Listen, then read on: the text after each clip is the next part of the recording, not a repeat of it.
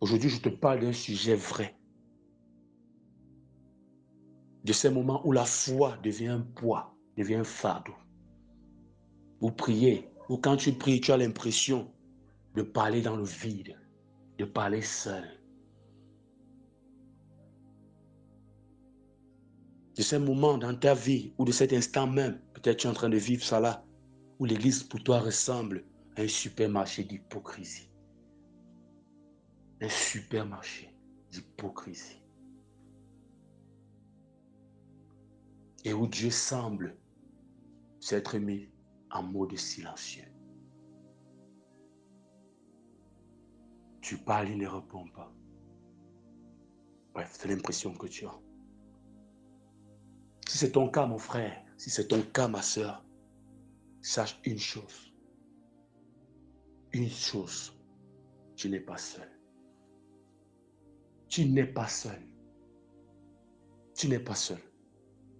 Et en ce jour, mon message va te paraître bizarre dans ta situation. Je suis passé par là. Je suis passé par là. Dieu en mode silencieux.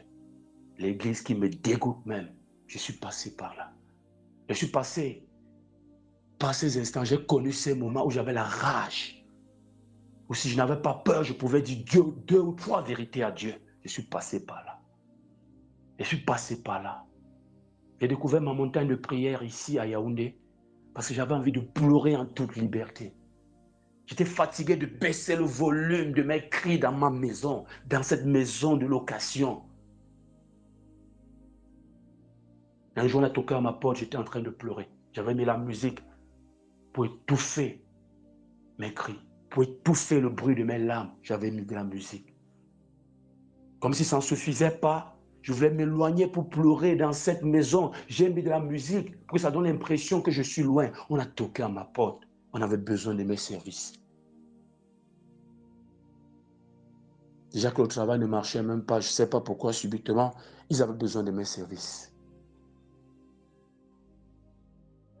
J'ai essuyé mes larmes. La porte, j'ai ouvert. Mais ça se voyait que mes yeux étaient rouges.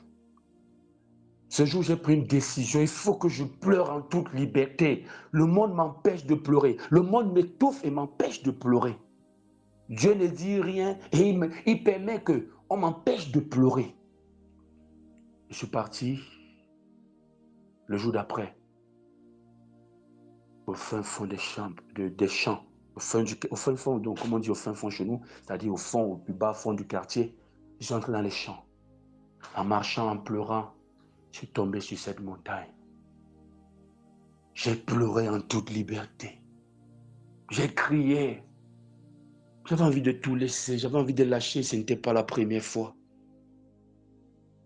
J'aimerais te dire une chose, tu n'es pas seul. À cette époque, la différence entre toi et moi, c'est que moi, je savais que je n'étais pas seul. David, l'homme selon le cœur de Dieu. Laisse-moi rire. Oui, je sais que tu souffres, je sais que tu as mal, mais il faudra que le sourire sorte à la fin de ce message. David, l'homme selon le cœur de Dieu, ma soeur. L'homme selon le cœur de Dieu, le vaillant héros. Il a dit, mon Dieu, je crie pendant le jour et tu ne réponds pas. La nuit et je n'ai point de repos. Le psaume 22, verset 2, version Louis II. Élie, on a enseigné sur Élie, on a parlé d'Élie. L'homme avec un esprit fort, le prophète, l'homme de miracle. Élie, après un miracle, il a supplié. Il a dit, c'est assez. Maintenant, Éternel, prends-moi. Tue-moi. Prends-moi la vie. Je veux partir. 1 Roi, chapitre 19, verset 4. Jésus lui-même, il a avoué, il a dit, mon âme est triste jusqu'à la mort. Matthieu chapitre 26, verset 38.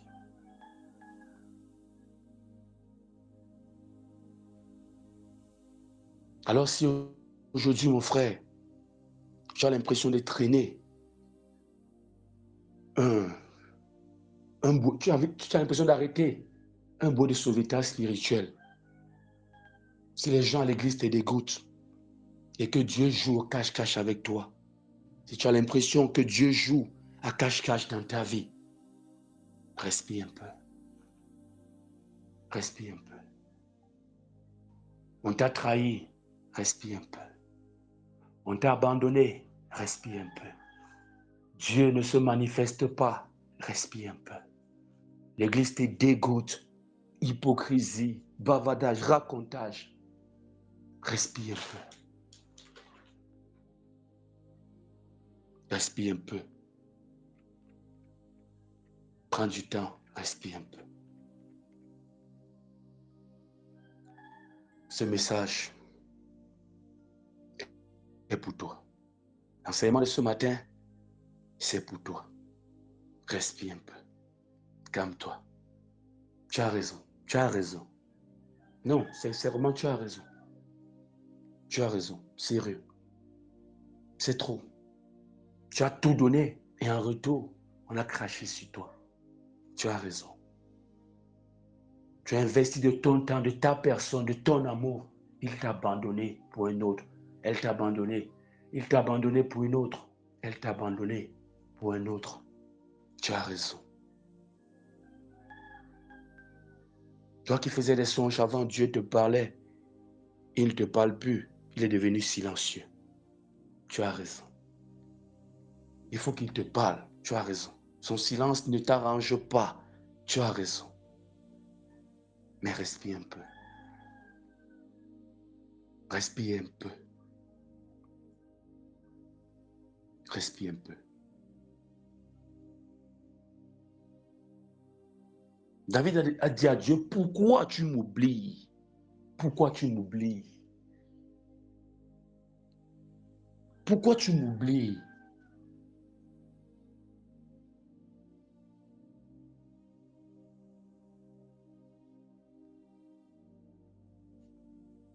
Respire un peu. Je vais te donner en ce jour quelques solutions qui peuvent t'aider pour te relever, pour aller de l'avant. Puisqu'il faut que tu te relèves, il faudra que tu te relèves, il faut que tu te relèves. Tu veux faire quoi, t'arrêter? C'est la pire des choses. Il ne faut même pas faire ça. Prendre une pause, oui. Dis que non, je stoppe tout.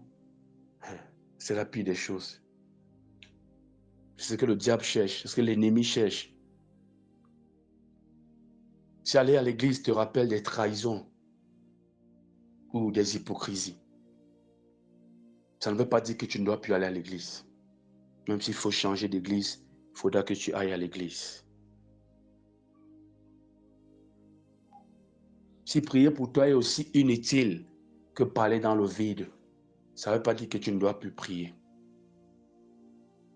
Si Dieu paraît plus silencieux qu'un ciel sans étoiles, Dieu s'est mis l'amour de silencieux, joue cache-cache dans ta vie. Ça ne veut pas dire, ça ne te donne pas le droit de ne plus chercher Dieu. S'ils t'ont brisé, ça ne te donne pas le droit de ne plus avoir des partenariats avec des hommes. Non. Mais j'aimerais te dire une chose. Si tu as pris cette décision de tout lâcher, laisser tomber l'église, laisser tomber la prière même, laisser tomber tout parce que vraiment tu es fatigué, parce que tu ne comprends rien à ta vie, je viens te dire une chose. Tu n'es pas un mauvais croyant. Non. Tu n'es même pas un mauvais chrétien. Non. Tu es tout simplement un humain, premièrement. Deuxièmement, tu es une personne vraie. Parce que plusieurs sont là, ils font semblant. Dieu ne parle pas, mais ils ne se plaignent pas. Ça ne les dérange pas que Dieu ne leur parle pas. Plusieurs sont là. Des gens qui ont même des ministères sans témoignage et ça ne les dérange pas. Ils sont toujours joyeux. Ça montre que tu es vrai. Et ça montre que tu veux vraiment une solution. Pourquoi tu es triste? Parce que tu as été déçu. Pourquoi tu es affaibli? Parce que ta vie n'a pas de sens. Mais seulement tu exprimes ça de la mauvaise façon. Tu orientes ça de la mauvaise façon. Mais je redis encore, tu n'es pas un mauvais croyant. Tu n'es pas une mauvaise croyante. Tu n'es pas une mauvaise personne. Tu es tout simplement un humain. Et en plus, tu es vrai. Tu es vrai pourquoi? Tu n'es pas la seule personne. David a connu ces instants. Le grand David qui a tué Goliath. Il a tué Goliath, mais il a fui devant Saül, le roi. Donc, le roi Saül, parce qu'il faut qu'on vous prêche la Bible dans toute sa vérité, le roi Saül a peur de Goliath, il se retranche dans son palais. David, le courageux, jeune garçon, vient tuer Goliath et après il fuit Saül.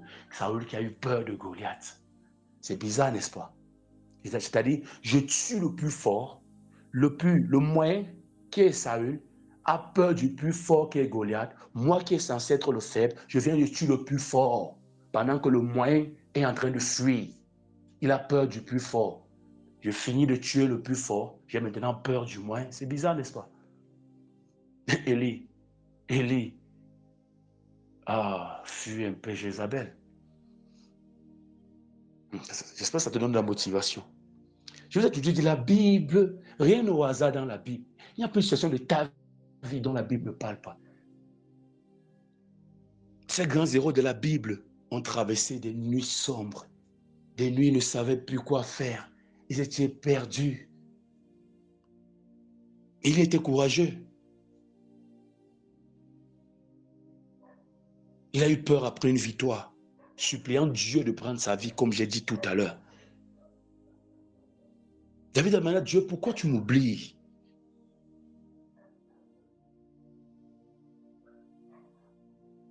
Mon frère, tu n'es pas un naufragé spirituel. Non. Non, ma sœur.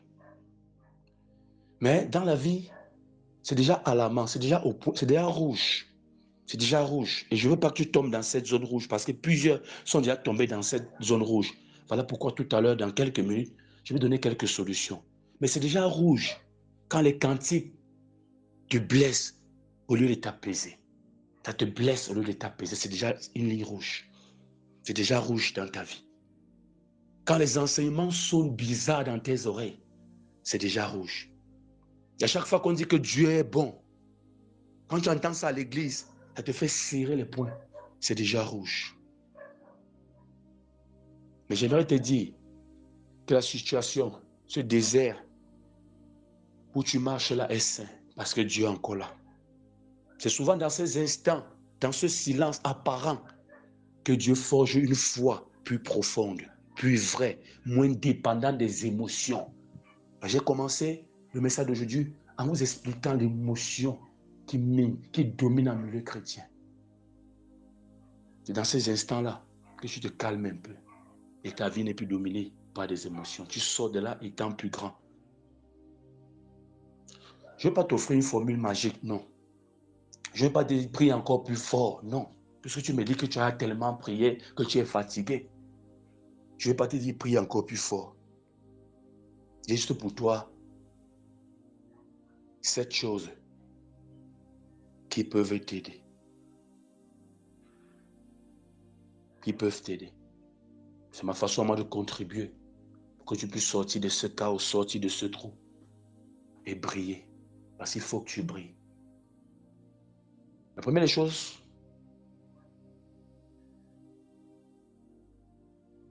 c'est que arrête de culpabiliser. Arrête. Arrête aussi, ne permets pas aux gens de te, je ne sais pas, de te faire passer pour le coupable, pour la coupable. Arrête de culpabiliser. Arrête de culpabiliser. Il faut tourner véritablement cette page-là. Arrête. Arrête aussi. Ne permets pas aux gens de te faire croire que c'est toi la coupable ou le coupable. Des fois, les relations de fiançailles sont brisées. Commence à culpabiliser. J'ai fait ci, j'ai fait ça. La personne aussi, tu imagines, oh, tu as fait ceci, tu as fait cela. Oui, c'est déjà arrivé. Il faudra qu'on avance. Le pardon est là. On doit aussi oublier à un moment donné le passé et essayer d'avancer. Sinon, on sera toujours dans la même longueur d'onde. Et cette onde n'est pas positive. Elle est négative, elle n'est pas bonne. Et ce n'est pas bon de continuer en parallèle avec cette onde.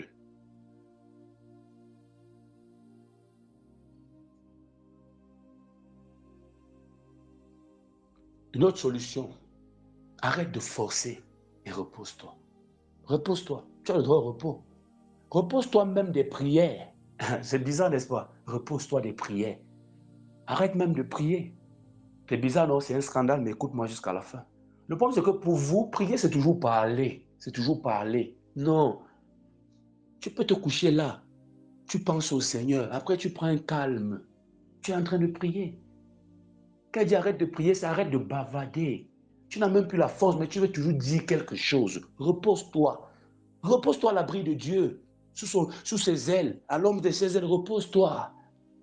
Tu as prié fatigué, rien n'a donné. Arrête de parler. Seigneur, j'ai trop prié, rien n'a fait. Arrête de prier, arrête de bavader, parce que ça, c'est le bavardage. Quand quelqu'un dit j'ai trop prié, c'est parce qu'il imagine toute l'énergie qu'il a sortie pour bavader, le ventre, l'estomac, ça fait des mal partout. Arrête. Qui t'a dit la prière seulement quand on parle? Qui t'a dit ça? Dieu, là, lui, il te parle chaque temps que tu pries. Mais il est là. Repose-toi un peu. Arrête de forcer, repose-toi. Il a dit, venez à moi, vous tous qui êtes fatigués et chargés, je vous donnerai du repos. Mais viens à Jésus, toi qui es fatigué. Je suis fatigué, je ne peux plus. Il dit, viens à moi. Je vais te donner du repos. Oui. Jésus n'a pas dit, prie plus ou fais plus d'efforts. Il dit, viens, je te donne du repos. Viens te reposer. Et il faut aussi se reposer à un moment donné. Prendre un peu de vacances même, c'est important. Ça a aidé des gens de se retirer un peu loin de ces bruits de la ville, loin de ces agitations. Prendre une retraite spirituelle. Ça, c'est l'un de mes plus grands projets. Hein. Avoir un centre spirituel chrétien en brousse, éloigné, très très loin. Peut-être même je veux même faire des brouillages là-bas que le téléphone ne passe pas. Sauf le téléphone pour le service. Sauf Internet pour le service. Là-bas, rien ne passe. On va payer même des brouillages. Quand tu viens là, tu es isolé. Tu reposes un peu. Après, tu rentres. Tu rentres rempli, tu viens, on enlève tout ces trucs-là, toi là, tous ces charges-là, tous ces pots, on enlève tout ça. Après, tu retournes là, étant chargé positivement et vidé négativement. Tout ce qui est négatif, on enlève, on vide. Tu charges positivement, tu retournes avec beaucoup de force. Dieu va nous aider. Il faut dormir. Marche un peu dans la forêt. Déconnecte-toi des réseaux même pendant quelques jours. Ton âme a besoin de silence, pas de performance. Il y a un moment dans la vie où tu as besoin de silence, tu as besoin de repos, pas de performance. Tu n'as pas besoin d'être premier, tu n'as pas besoin d'être deuxième, tu n'as pas besoin de ton mari te dire que tu es la meilleure femme ou il dit ah tu es une mauvaise femme, il faut mieux faire. Il y a un moment dans ta vie, tu as besoin du silence, tu as besoin de repos, tu as besoin de la paix, tu as besoin de t'éloigner des bruits points. Qu'on dise que tu es bonne ou tu n'es pas bonne, tu es bon ou tu es mauvais, tu as besoin de repos, qu'on te laisse un peu tranquille. Dans la vie, souvent, apprenez aussi à laisser les gens un peu tranquilles. Oui. Même quand tu es une femme à la maison, même si elle n'est pas droite comme tu veux, critiquer à tout moment n'est pas bon. À un moment donné, arrête un peu. À un moment donné, arrête un peu. Même ton mari, à un moment donné, arrête un peu. Même tes enfants, arrête un peu à un moment donné. Tu vas finir par frustrer des gens. Et ça va devenir des bombes. C'est qui à l'intérieur, c'est un nucléaire qui est en train de... Je ne sais pas. C'est l'uranium qui est en train de s'enrichir. C'est qui à l'intérieur d'elle là. Et tu continues comme ça, un matin, bombe. Et tu sais que quand la bombe atomique, quand ça explose, ça prend tout le monde. Pas pourquoi on a peur de ça. N'enrichissez pas l'uranium dans le cœur des gens. Faites attention, parce que quand cette bombe va exploser, là, tout le monde va mourir. À un moment donné, donnez le repos. Laissez les gens dans leur coin. Toi aussi, tu as besoin à un moment donné d'entrer dans ton coin, d'entrer dans un trou, te reposer, te cacher un peu. Ça va une solution. Exprime ta colère à Dieu, va une autre solution. Tu as le droit d'exprimer ta colère à Dieu, mais d'une façon respectueuse. Il faut le savoir. Oui, tu as ce droit. Ça se met dans le livre des Psaumes, on a vu cela. Tu as ce droit. Seigneur, je suis en colère. Seigneur, je ne suis pas content. Dieu aime les gens vrais, pas les hypocrites. Seigneur, j'ai peur. Fais pas semblant comme si tu es trop courageux. Dès que tu suis un bruit en bouche, tu es le premier à tomber même dans le piège qu'on t'a tendu parce que tu es en train de fuir. Il faut être vrai devant Dieu. Dieu peut prendre ça. Il peut comprendre ça. Parce que tu n'es pas le premier. Et Dieu est le premier. La Bible n'a pas honte d'exposer. Hein? La Bible n'expose pas seulement le bon côté de ces acteurs bibliques, mais expose aussi leurs erreurs, leurs faiblesses, leurs peurs, leurs manquements. La Bible a exposé. La Bible n'a pas eu honte de dire que Paul et Pierre se sont disputés publiquement devant des gens. La Bible n'a pas honte de dire David est parti vers la femme de son serviteur. Tout ça, c'est des leçons. C'est quand tu commences à traverser ces choses que tu comprends pourquoi Dieu a laissé tout ça. C'est pour toi, en réalité, on a laissé tout ça. Il ne faut pas qu'on vienne te juger, oh super-héros. C'est un pasteur ou cette facilité-là. Non, c'est parce que vraiment, tu n'aimes pas trop Dieu et tout. Oui, quand je dis qu'on n'aime pas Dieu, j'appelais à plus d'amour pour Dieu. Mais dans ce contexte où tu souffres là, je ne suis pas là pour te juger. Tu es une bonne chrétienne là où tu es. Tu es un bon chrétien. Qu'on laisse tomber un peu les jugements et toutes ces choses-là, que non, tu ne pries pas assez. Non, je suis là pour t'aider, te donner les méthodes. David n'a pas fait semblant. Il a hurlé sa détresse. Écris une lettre à Dieu, mon frère. Je suis en colère parce que, je te dis une vérité, écris une lettre. Prends un bic, tu écris. Moi, j'ai encore mes anciennes lettres ici. J'ai des choses. Tellement j'avais des problèmes qu'à un moment donné, je ne vais plus prier par improvisation. J'écrivais ma prière. Je ne vais pas dire à Dieu, voici mon problème. Voici, je suis fâché ici. Ici, je ne suis pas content. Ici, là, vraiment, ça ne va pas. Ici, là, mieux, je meurs. Ici, là. Écris une lettre à Dieu. Écris une lettre. Tu te parles d'écrire une lettre, tu n'es pas en train de blaguer. Écris, prends un format vierge. Tu écris une lettre à Dieu. Je suis en colère parce que. Et si tu vas après avoir fini, tu jettes. Ou tu brûles même comme d'autres font. Oui. C'est une vérité qui libère, c'est juste quelque chose de symbolique, c'est tout. Ça n'a pas un aspect même spirituel. Parce qu'on va dire, brûle là, brûle, tu vas commencer à réfléchir que non, est-ce que ça, non. Ça pèse. Je vais te dire une chose, malgré ta douleur, malgré tout ce que tu traverses, trouve un petit geste de foi. La Bible dit, si vous avez de la foi comme un grain de moutarde, rien ne sera impossible. Tu n'as plus besoin de prier 1 heure de temps. Écoute un chant chrétien en boucle, reste tranquille. Lis un verset biblique par jour, reste tranquille. Dis juste cette parole. Toi qui es découragé, qui n'arrive plus à prier, juste cette parole. Juste cette parole-ci. Juste cette parole. Aide-moi. Aide-moi. Dieu honore les petits pas. Aide-moi. Ne bavarde plus trop. Ne bavarde plus trop, toi là. Ne bavarde plus trop. Aide-moi. Tu es fatigué de prier, non? J'ai dit ne prie plus. C'est-à-dire ne bavarde plus. Parce que pour plusieurs chrétiens, ce qui parle de prier, en réalité, quand tu regardes, quand tu les observes, ce bavardage, c'est même pas la prière. Pleure devant le Seigneur. Seigneur, aide-moi.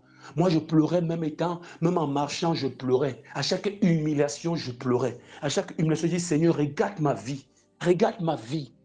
Un jour, on m'a confondu. C'est-à-dire, j'ai signé un contrat. Quelqu'un exécutait le marché à ma place. Et quand il y a eu un problème sur ce marché, on m'appelle pour que je vienne rectifier. On se rend compte, la personne se rend compte que ce n'était pas moi. J'ai pleuré. J'ai été humilié une fois de plus. Cette fois-ci, c'était de trop. Aide-moi. Regarde ma vie, Seigneur. Aide-moi. Quand tu es fatigué, ne fais plus de longues prières. Aide-moi. Quand ça ne va pas, tu t'arrêtes à un carrefour. Tu pleures. J'ai connu l'échec. J'ai connu ce qu'on appelle la malchance. J'ai connu ce qu'on appelle plusieurs attaques mystiques au même moment. Rien que ma présence dans un quartier faisait que les sorciers m'attaquaient. Rien que ma présence. C'est quelqu'un qui avait révélé ça un jour. Que c'est parce que l'enfant, c'est un grand don en lui. Donc, à chaque fois qu'il se place quelque part, les sorciers ne peuvent plus s'exprimer. Donc, on va attaquer cet enfant. Oh, mais les attaques mystiques de la famille et toutes ces choses-là. Tout ça, pourquoi? Parce qu'il m'avait appelé. Ça devient mon problème. Je n'ai jamais choisi qui m'appelle. Maintenant, je porte le fardeau des problèmes. Aide-moi, Seigneur. N'aie pas honte. N'aie pas honte de pleurer. J'ai assez pleuré, mais je veux que tu augmentes cette phrase-là. Aide-moi, Seigneur. Parce que lui, il est grand. Lui, il est Dieu. Que ton problème soit résolu ou pas, excuse-moi un peu, il faut te dire la vérité. Ça ne change pas le fait qu'il est Dieu. C'est toi qui es dans les problèmes. Donc, lâcher Dieu est très dangereux. Aide-moi, Seigneur. Je ne suis pas content, mais je suis là. Essaie alors de partir, tu vas voir. Essaie de partir. Moi, j'ai voulu partir un peu.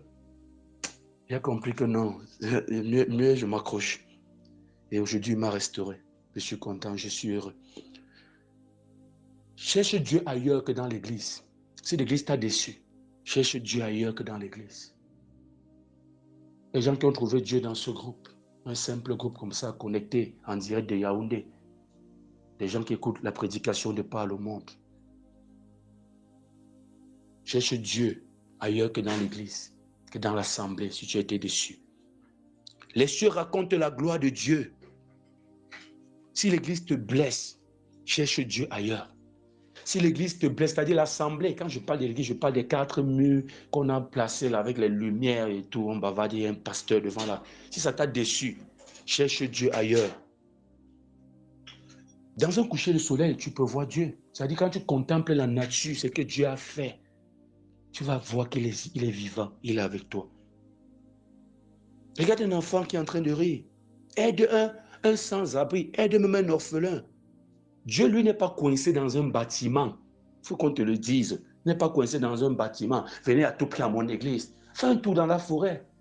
Mais regarde pourquoi est-ce que va à la mer, va à la plage, pendant que les gens sont en train de se baigner. Toi, pose-toi la question, pourquoi ça ne traverse pas au-delà? Et va lire le livre de Job. Dieu a donné des limites à la mer. Elles se rassemblent tous. Tout se verse là, mais elle ne peut pas aller au-delà. Elle ne peut pas se remplir plus que ce que Dieu a dit.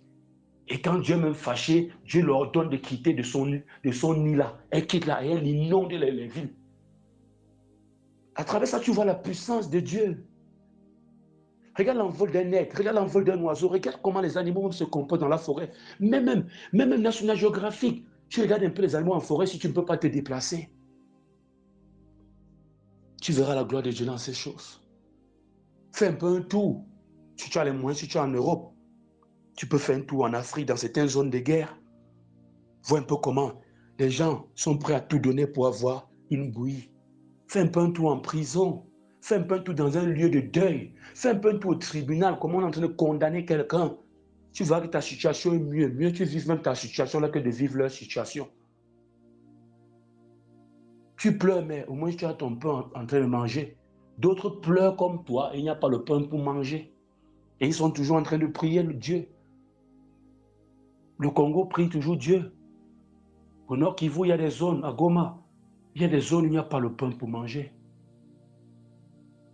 Ils sont tristes, ils souffrent, mais ils n'ont même pas de quoi manger, de quoi se maintenir dans la souffrance. Ils n'ont pas de quoi se maintenir dans la souffrance. Toi, tu as de quoi te maintenir dans la souffrance, c'est-à-dire un jour, les choses peuvent changer parce qu'au moins, tu es maintenu. Parle à un inconnu sur un banc, si les hommes t'ont trop déçu. Parle à un inconnu sur un banc. Si ceux que tu as beaucoup aimé, ceux à qui tu as tout donné t'ont déçu, parle à un inconnu sur un banc, parle à un inconnu en route. Ça peut être le début d'une nouvelle relation. Ça peut être le début c'est pas la rencontre avec une personne qui ne pourra pas te trahir. Ne te limite pas à Judas. Paul même Jésus ne s'est pas limité à ses 12 apôtres. Il avait Lazare. Il avait Marie, les maris, je peux dire. Parce qu'il y avait plusieurs. Nathanaël. Tu vois. On va aller rapidement. Rappelle-toi des fois où Dieu a agi. Ne regarde pas seulement parce que Dieu n'a pas agi maintenant. Tu n'as pas ce que tu veux. Rappelle-toi les fois, les simples choses. Quand moi j'étais enfant, ma mère m'avait laissé chez une de nos grands-mères pour aller se chercher en ville, comme on dit. Je tombais gravement, je dis gravement malade. Je mourais. Ce n'est pas la première fois que j'ai vu la mort en face dans ma vie. Je mourais. Je mourais. Et à l'époque, on n'était pas encore développé au Cameroun comme maintenant. C'est vrai qu'on a encore beaucoup à faire. Il n'y avait pas des hôpitaux proches. C'était vraiment à l'époque. Imagine quand j'étais encore petit, mon âge d'aujourd'hui. Si l'Afrique n'est même pas encore loin, l'Afrique a encore très le développement. Imagine à cette époque en plus. Dieu m'a sauvé. Donc quand, dans mes 18 ans, l'esprit de mort rôdait autour de moi, la maladie et tout, ce n'était pas la première fois que l'ennemi cherchait à me tuer. Dieu m'avait déjà sauvé à l'époque. Donc quand c'est Dieu, souviens-toi des fois où Dieu agit dans ta vie. Ne me dis pas que là où tu es là, Dieu n'a jamais agi dans ta vie. Toi qui es en train qui traverses une période difficile, souviens-toi de tout le chemin que Dieu t'a fait faire. T'a fait faire, c'est ça.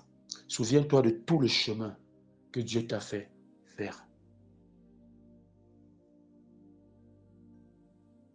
Une prière exaucée, c'est qui est sûr. Tu vois pas que tu n'as jamais eu, tu n'as même prié, depuis que tu pries là, Dieu n'a pas exaucé une de tes prières. Tu vas pas me dire ça, c'est que là, tu es un menteur. Il y a une rencontre dans ta vie qui t'a quand même donné de la chaleur. Il y a des choses simples. Il y a des choses simples. Souviens-toi de ces choses-là, que ça te donne un peu de l'espoir. Je vais te dire une chose encore. Laisse les autres prier pour toi. Seul, tu ne pourras pas. Seul, tu ne peux pas. Il dit que si 2 ou 3 sont en accord pour demander quelque chose, mon Père leur accordera. Envoie un message à ton groupe pour qu'on prie pour toi. Envoie un message à ton assemblée pour qu'on prie pour toi. Prie pour moi, ça ne va pas. Priez pour moi.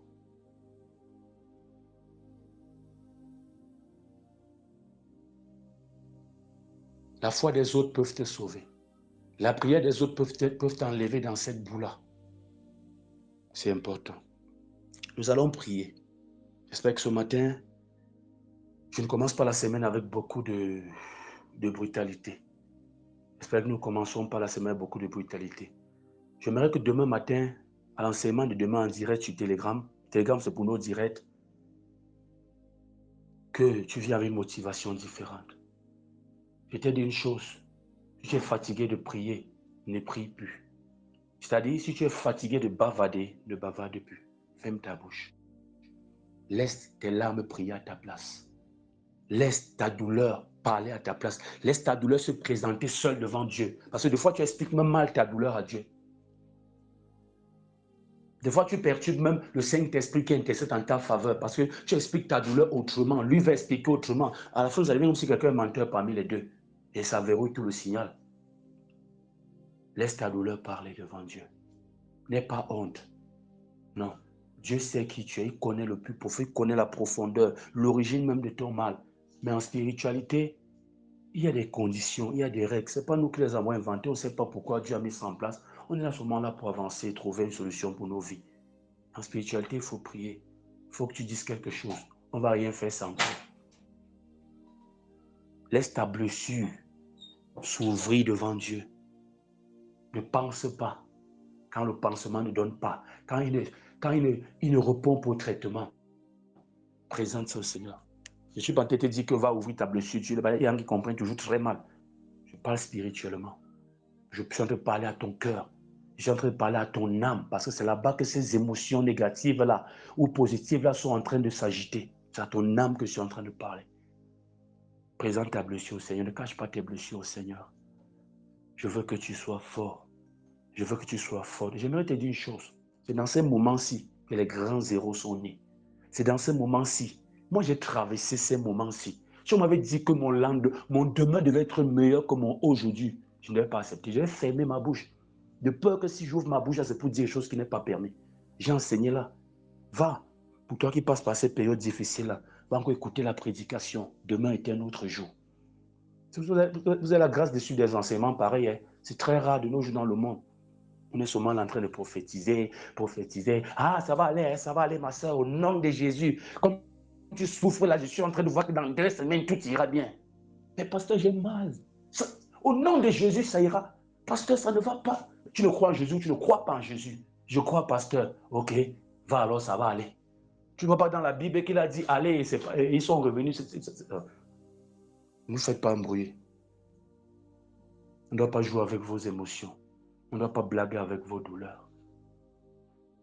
Lâche prise. Lâche prise. Voilà le mot-clé. Voilà la phrase, peut-être magique selon toi. Il faut lâcher prise. Quand tu n'arrives à rien contrôler, ne contrôle plus rien. Quand la vie te blesse, blesse-toi encore plus. Ne contrôle plus rien. Lâche prise. Lâche, ça t'a dépassé. Moi, j'ai accepté un jour devant le Seigneur, ça m'a dépassé. Ça m'a dépassé. Mes ennemis sont forts. Ils sont acceptés devant le Seigneur, ça m'a dépassé. Dieu m'a montré que moi, là, ça ne me dépasse pas. Oui, dans quoi j'ai mis Dieu? Il dit, ça m'a dépassé, Seigneur, ça m'a dépassé. Il a pleuré fatigué. J'ai déjà tout fait. J'ai déjà supplié. Et nous, on suppliait. Moi, je suppliais vraiment. Moi, je pleurais vraiment. La personne qui a le plus vu mes larmes dans cette vie, c'est Dieu lui-même. Je pleure très peu devant les hommes. C'est difficile pour moi de pleurer devant les hommes. Très difficile. Mais si on te dit que je suis un pleureur, tu ne peux pas croire. Quand tu me vois, tu vois un homme Dieu. Mais devant le Seigneur, je coule facilement mes larmes. Facilement.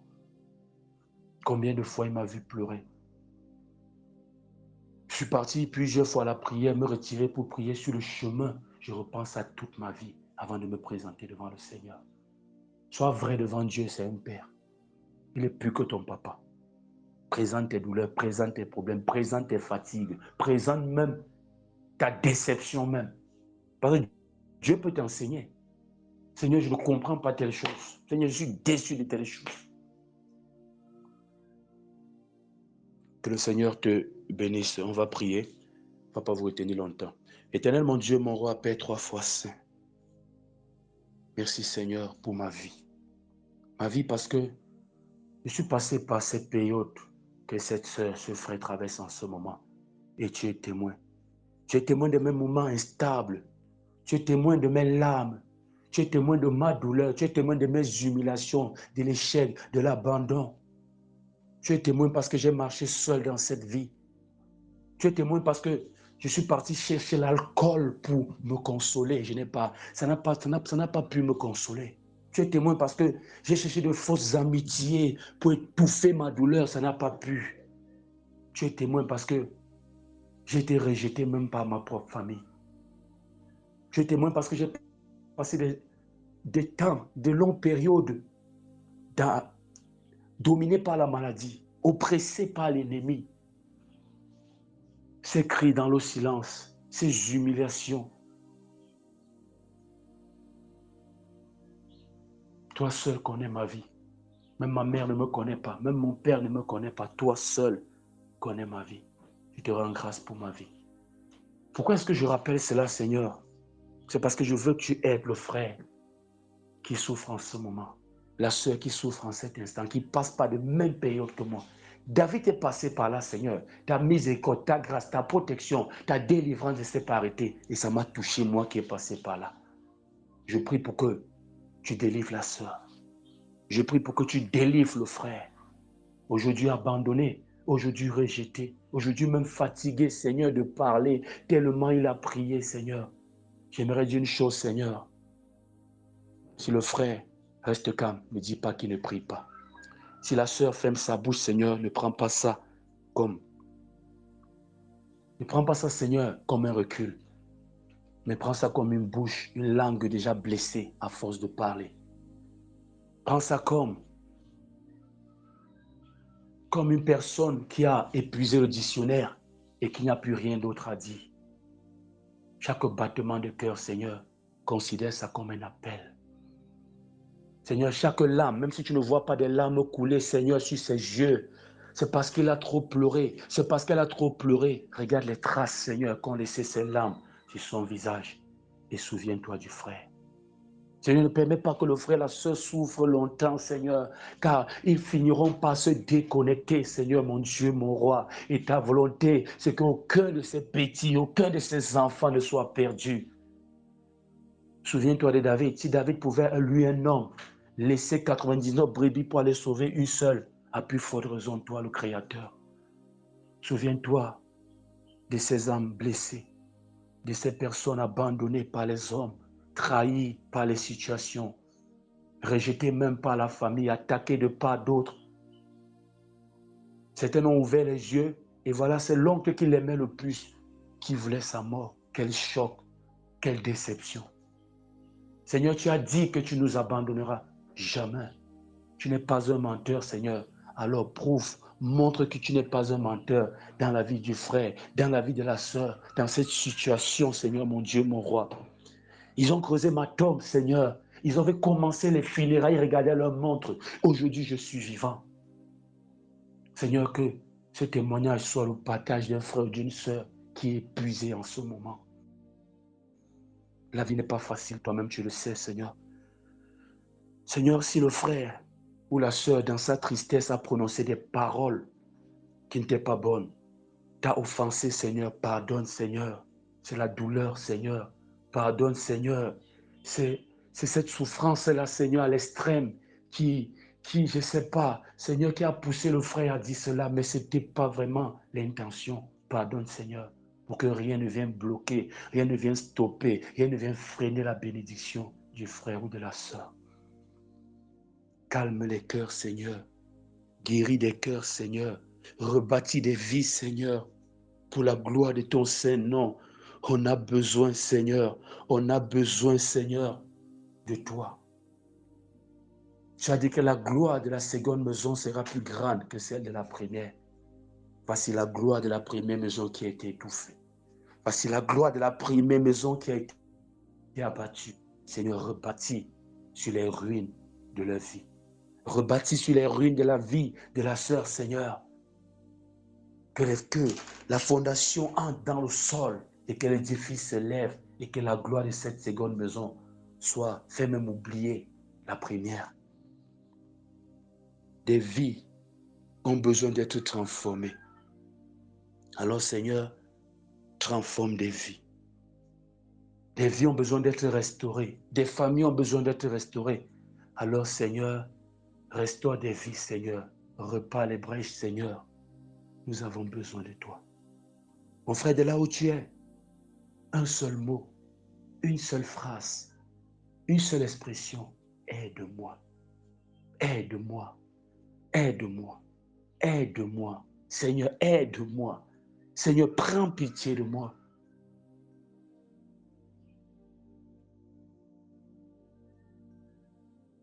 Dieu va rebâtir ta vie. S'il a pu rebâtir la mienne, il va rebâtir la tienne. S'il a pu rebâtir la vie de David, il va rebâtir ta vie.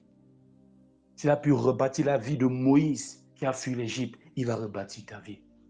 Toi qui es parti étant perdu, toi qui as fui étant abandonné, rejeté, tu reviendras en libérateur. Au nom puissant de Jésus-Christ de Nazareth. Lâche prise et laisse Dieu contrôler. C'est aussi dans ces instants que tu dois comprendre que tu ne peux pas tout contrôler. Tu comprends? Tu ne peux pas tout contrôler. Tu ne peux pas. Seul, tu ne peux pas.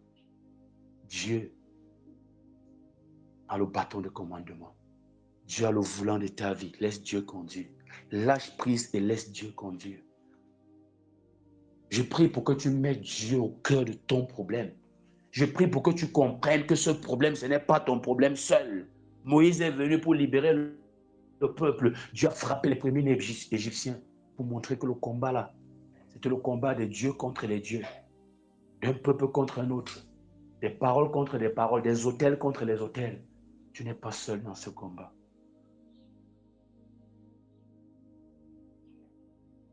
J'aimerais que tu dises, Seigneur, Seigneur, aide-moi.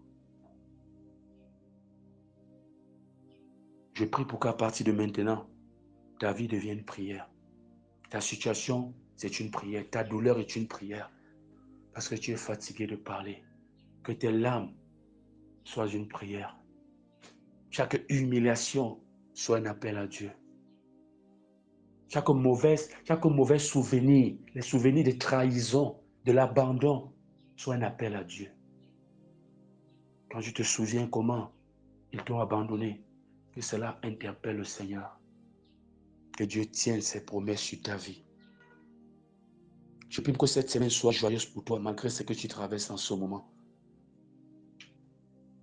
Que tu sois rempli de foi, que tu te relèves tel un héros et tu avances, tu fonces vers tes objectifs. Ce que l'ennemi veut dans ta vie là, il ne va pas trouver ça. La déconnexion entre Dieu et toi là, il s'est trompé ce matin. C'est l'échec et la mort de tes problèmes. C'est la mort de tes ennemis ce matin. Pourquoi? Parce qu'ils ont voulu ta déconnexion avec Dieu. En écoutant ce message, par le Saint-Esprit qui est au cœur de ce que je prêche. La connexion avec Dieu ne sera pas coupée. Au contraire, elle sera rétablie. Et à 100%, le signal sera fort. Je prie également pour que tu passes une bonne semaine. Je prie pour que Dieu commence à te parler ou recommence à te parler en rêve, dans les songes. Je prie pour qu'il y ait des signes d'espoir autour de toi. Un sourire de la part de ce collègue qui t'a toujours méprisé. Un sourire venant de ton patron. Un appel imprévu ou inattendu. Je prie pour que quelque chose, une étoile brille dans l'obscurité, dans le ciel obscur de ta vie. Je prie pour qu'à partir d'aujourd'hui, à partir de cette semaine, qu'une étoile d'espoir brille. Et c'est cette étoile qui te donnera de l'espoir, de l'espérance pour des lendemains meilleurs. Alors que le Seigneur, lui, qui a tout créé, fasse briller une étoile dans le ciel noir de ta vie. Et après cette étoile, d'autres étoiles suivront. Et un matin, cette lune, ce soleil finira par briller. Et voilà, il n'y aura plus d'obscurité dans ta vie.